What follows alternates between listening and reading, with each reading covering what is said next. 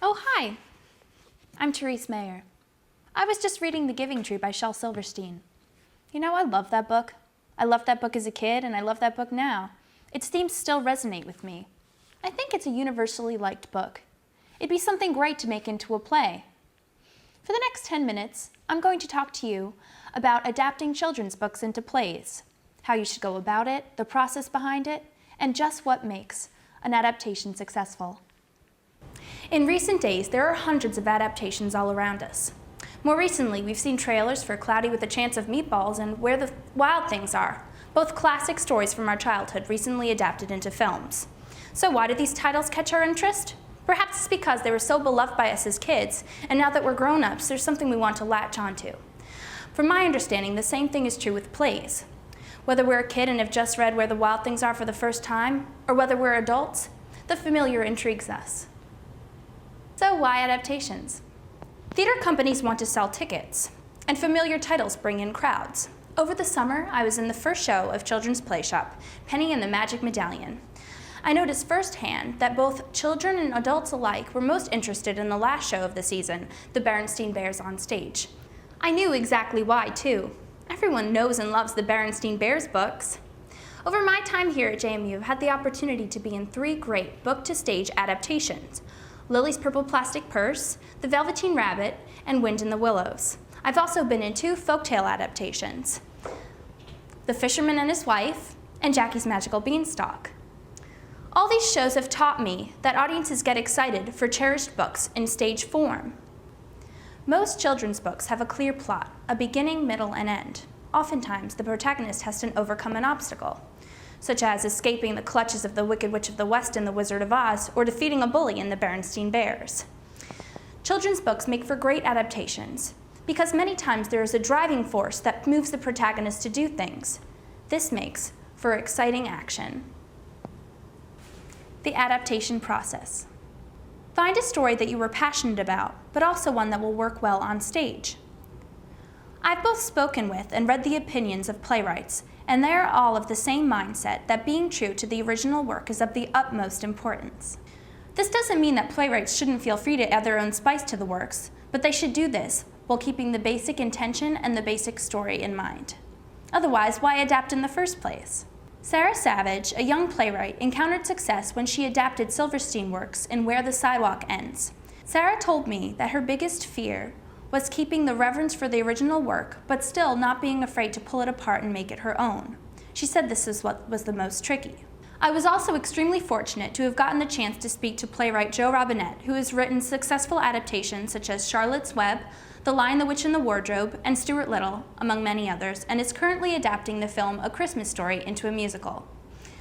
Robinette was actually commissioned by his publishing company to adapt E.B. White's Charlotte's Web, and was able to be in contact with E.B. White through the process. While granted Robinette was working closely with the author, he was still able to add his own touches, which included character names not originally in the book. E.B. White was very happy with Robinette's adaptation. You should be mainly interested in a piece that will work well on stage, not necessarily something that'll just attract people to the theater. J.M. Barrie's Peter Pan premiered in 1904 and is considered the first widely successful children's play. Oh look, it's Peter Pan! Hi, I'm Peter Pan. Have you seen my shadow? Oh, hi, Peter. I know who you are. And no, I'm sorry, I haven't. Mind if you tell me a little bit about yourself and your plot? Certainly. What would be the theme of your plot? I'd say fantasy within reality. Wendy, Michael, and John go to bed. It's a typical night, something most children do. Soon, however, I fly in looking for my shadow, and next thing you know, we're flying to Neverland. The kids love that something magical can happen out of the ordinary. And what about characters? Are you kidding? We have every kind of character in the book. Me, who saves the day and feeds Hook's hand to the crocodile, the evil Hook, the big old codfish, the kids who we're rooting for, Wendy, Michael, and John, the Indians, the pirates, the mermaids, my fairy Tinkerbell, and the Lost Boys. These characters are lovable, hateable, and humorous, the perfect combination of characters. Anything else that you think makes you successful as a play? The sudden changes in action, the life or death situations, the audience participation, the constant magic within the plot. It's why I'm the oldest, but still one of the most treasured plays for kids of all time. Thanks, Peter. So now you've seen just what makes a children's play successful. If you can answer yes to all of the Peter Pan ingredients and add puppetry and music, well, you've got yourself a pretty strong adaptation.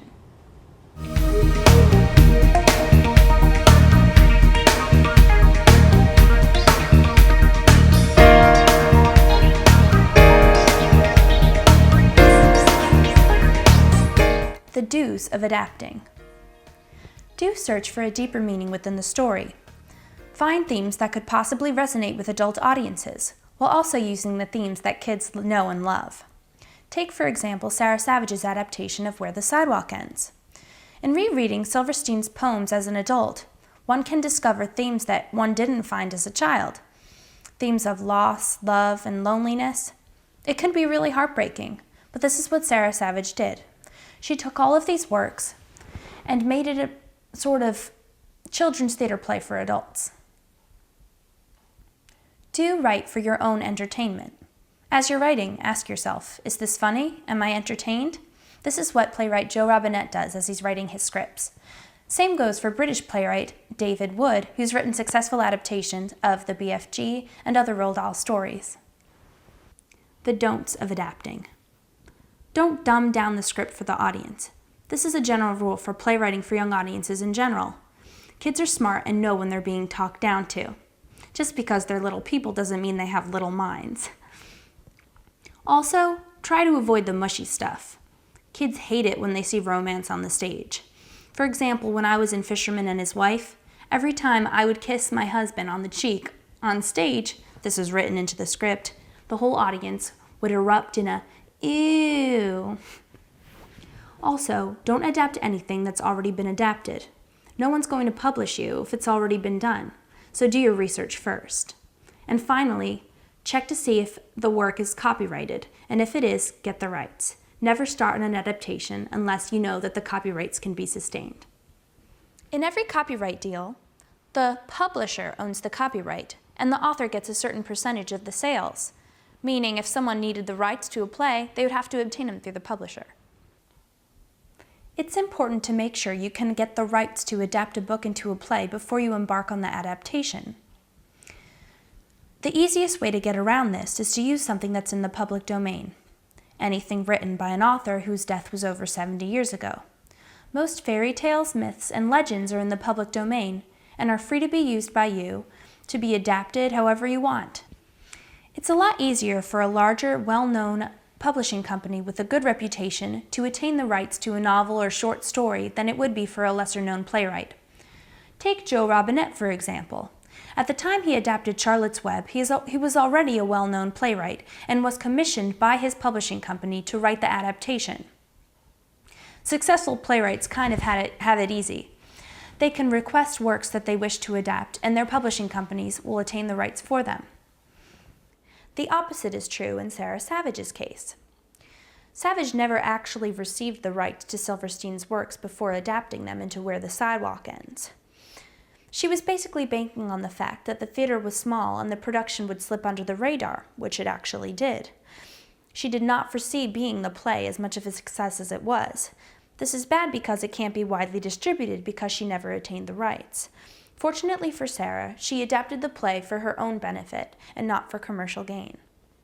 If an unauthorized adaptation is produced and the copyright holders found out, an injunction can be sought and your play can be shut down. So it's always important to check the copyrights first. Why write for children's theater? Theater for young audiences is a separate art form with unique qualities that make it very different from adult theater. It is not just simplified adult theater.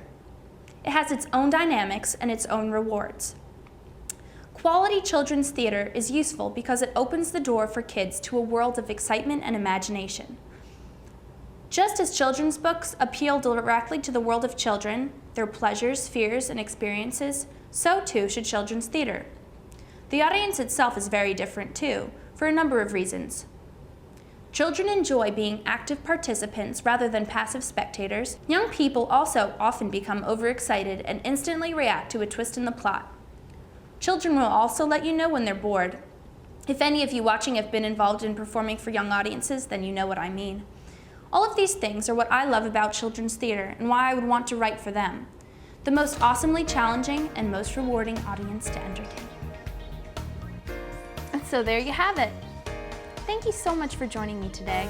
I hope you've learned a lot about the process of adapting children's books into plays. I'm Therese Mayer.